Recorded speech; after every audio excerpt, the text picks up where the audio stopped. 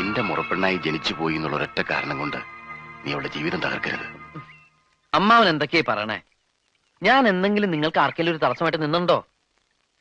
സുജിക്ക് നല്ലയിടത്തുനിന്ന് ഒരു ബന്ധം ആലോചിച്ചോളൂ. നമുക്ക് എല്ലാവർക്കും കൂടി ഒന്ന് നടത്താം. എല്ലാറ്റിനും മുമ്പിൽ ഞാനുണ്ടാവും. എന്താ പോരെ? അതിനവള് സമ്മതിക്കണ്ടേ? നിന്നെ മാത്രമേ വിവാഹം കഴിക്കോളെന്നും പറഞ്ഞ് അവൾ ഒറ്റക്കാലിൽ നിൽക്കാൻ തുടങ്ങിയിട്ട് വർഷം എത്രയായി? അവളെ കുറ്റം പറഞ്ഞിട്ട് കാര്യമില്ല മാവ. ഓർമ്മ വെച്ച കാലം മുതല് ഞാൻ അവളുടെ ആണെന്നും അവൾ എന്റേതാണെന്നും കേട്ടല്ലേ വളർന്ന്. ശരിയാണ്, അങ്ങനെ ഒരു ആഗ്രഹം ഞങ്ങൾക്ക് എല്ലാവർക്കും ഉണ്ടായിരുന്നു. പക്ഷെ നീ വളർന്ന് ഇത്രയും വലിയൊരു തല്ലിപ്പൊളിയാകുമെന്ന് ഞാൻ അറിഞ്ഞോ? അമ്മാവന് ആലോചനകളൊക്കെ തുടങ്ങിക്കോളൂ. അവളെ പിരിയാൻ ഇഷ്ടമുണ്ടായിട്ടല്ല, അവളെങ്കിലും സമാധാനമായിട്ട് ജീവിക്കട്ടെ എന്ന് കരുതിയ. ഞാനവളെ പറഞ്ഞ് സമ്മതിപ്പിച്ചോളാം. അതിന് അവള് സമ്മതിക്കില്ലടാ. നീ ഇങ്ങനെ തടി പോലെ നിൽക്കുമ്പോ അവളെ എങ്ങനെ സമ്മതിപ്പിക്കാനാ? അതുകൊണ്ടാ ഞാൻ പറഞ്ഞത്, നീ എങ്ങോട്ടെങ്കിലും ഒളിച്ചോടിപ്പോ. കുറെ കാലം കഴിഞ്ഞ് തിരിച്ചു വന്നാ മതി. ഇനി വന്നില്ലേലും കുഴപ്പമില്ല. അപ്പോ നിനക്ക് നിന്റെ കടക്കാരെ ഇന്ന് രക്ഷപ്പെടുകയും ചെയ്യാം, എനിക്ക് എന്റെ മോളെ കെട്ടിച്ചയക്കുകയും ചെയ്യാം. ദാ ഇനി വണ്ടിക്കൂലിക്ക് വേണ്ടി നീ തണ്ടണ്ട. പിടിച്ചോ.